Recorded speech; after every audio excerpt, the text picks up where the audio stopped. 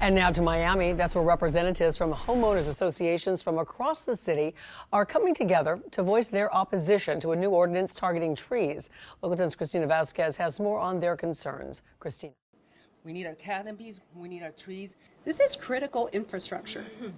I do not want to live in a Mad Max world where I have an oxygen tank because there's no trees. Members of the community.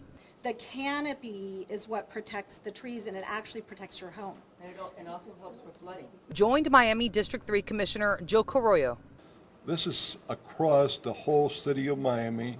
In a news conference stating their opposition to this proposed ordinance, which makes changes to the city's existing tree ordinance, which critics worry Here you start to see the changes. will weaken the city's canopy by taking the teeth out of the existing ordinance. Regulating is crossed out, and instead it says, and provide guidelines, controls, and standards for the removal, relocation, pruning, planting, and trimming of trees.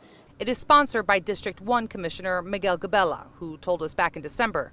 All this does is streamline the permitting system that we need to streamline it because it's hurting a lot of the residents. But those revisions are going to take some time to discuss, and we need to acknowledge how we can address this and still maintain tree preservation. And since December, the item has been deferred. We had these signs made, and we have had to cross out the dates over and over. Defer, and they don't let me speak about the tree.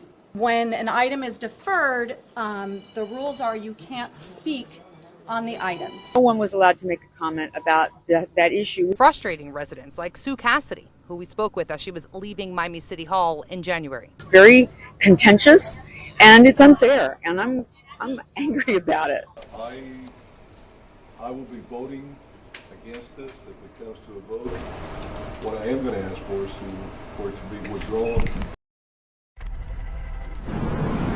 Back out live here outside of Miami City Hall, where from what we understand, there's yet another group that opposes this proposed ordinance that plans to meet here at 8:30 a.m. for a demonstration that's ahead of tomorrow's 9 a.m. start to the City Commission meeting. So if you're curious about this item, you're going to find a link to it so you can read through it for yourself on our website. That's local10.com. Reporting live for you tonight, I'm Christina Vasquez, Local 10 News. We'll see if the commission punts again tomorrow. Thank you, Christina.